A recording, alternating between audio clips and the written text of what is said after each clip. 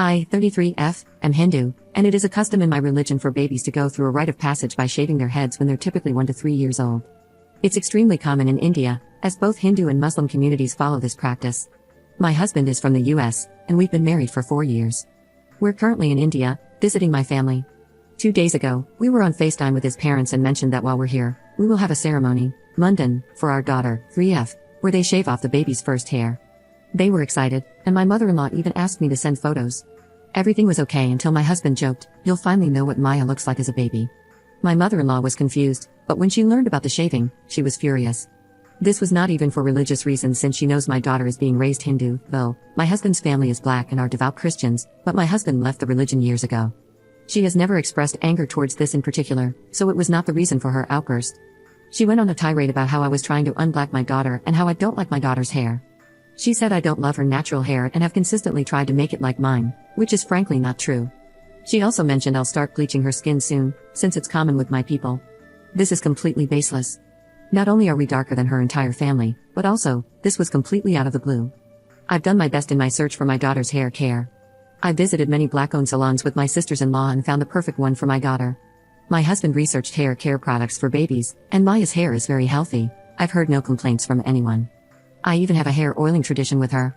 My mother and grandmother followed this, and it was a great bonding time for us. I wanted to share this with my daughter too. I can't even say anything about the skin bleaching stuff. The only conversation my mother-in-law and I had before about Maya's hair was when she mentioned she wanted to get cornrows done and asked if Maya would go to get hers done too. She was 2 at the time, so I said no.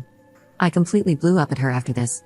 My husband was mad at his mom, but said we should just have the ceremony on the down low and not post anything about the ceremony since her hair would grow when we go back, but I want her to have a big ceremony, and she's quite excited about it too. I'm also pretty hurt about mother-in-law's outburst that I've had a good relationship with her. Father-in-law has been quiet since this happened, and both sisters-in-law are 19, so they can't say much. My family was in the next room while this happened, and they heard what mother-in-law said and are now mad at my husband.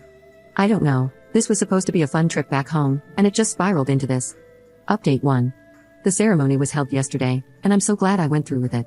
Maya had the most amazing time with her cousins, and we did our best to ensure that we get a priest who also had some training in shaving hair, so she was comfortable and didn't cry. We had a great day with our family, and Maya was so glad to see her uncles who also flew out from the US for the ceremony. But it seems like our day was too good, and mother-in-law called us screaming upon seeing the pictures my relatives posted on Instagram. She wasted no time this time around and went for her actual reason for being so against all this. As many of you suspected, she was still resentful that my husband married a Hindu. She somehow expected me to raise my daughter Christian, which totally blindsided me, and father-in-law was also pretty much on her side. This time around, my parents also came and spoke to her because they did not like how she was talking to me, and my husband was being a complete wuss, leaving that for later right now. We kind of diffused the situation for now, and I'm so glad my parents are still there for me. Oh, and the most surprising part, my sisters-in-law told me mother-in-law had herself shaved her daughter's hair when they were toddlers, since no stylist would work with kids that young in their area. My husband said he kind of remembered it too after they mentioned it. So she pretty much had no problem with the hair shaving. I guess the resentment was just building up from my Hindu celebrations. The most horrible thing was the skin bleaching comment. As someone who has been on the other side of it, it felt horribly awful that someone would outright say that I would have any role in it. The thing I'm angriest about is the audacity of her to call me up and scream about all this, like I would have responded well, maybe not but at least better than this, to a nice conversation. I don't know if I want this woman around my kid, but that's a problem for later. Everything was very Indian soap opera-ish for me, so well, it's been a long day. Update 2. She's just been horrible to me the past few days, and I've realized I have no real relationship with her. At this point, having no relationship is better than what I have right now. The other day she called us and called me a satanic worshipper, I assume due to the polytheistic nature of my religion, and a cow-worshipping freak. She apparently expected my daughter to be raised solely as Christian since her father used to be Christian. She also expressed distaste, and I'm putting this mildly, at my daughter being bilingual because she thinks it'd be a secret code for the other set of grandparents, and insinuated that I was so extremely lucky that I did not marry an Indian guy, and referred back to a racist meme. I don't know where she learned about it. When I first started dating him, I knew there were going to be cultural clashes, but I've usually been accommodating of their traditions and have celebrated with them. In fact, before Maya was born, we only used to celebrate their traditions, and I used to go to a local temple to celebrate my festivals with other Hindu people in my area. My husband would join me sometimes, but there was no initiation from his family at all, even after I was married. The only time I remember that I didn't agree to participate in a tradition of theirs is when I refused to wear a white dress in one part of our wedding. Hindu people wear white to funerals, so white is considered extremely inauspicious for the bride to wear at weddings, so we usually wear red instead. I honestly found all of this to be completely unhinged because how does someone's brain work like this? I obviously cannot have any further contact with her, and I don't want my daughter to have any contact with her either. She's clearly racist and has no respect for our religion either. I don't know how to bring this up with my husband. Obviously, I won't stop him from visiting her since she's his mom. I also don't want to cut ties with his sisters, they're great aunts to Maya. I'm just really confused right now. Update 3.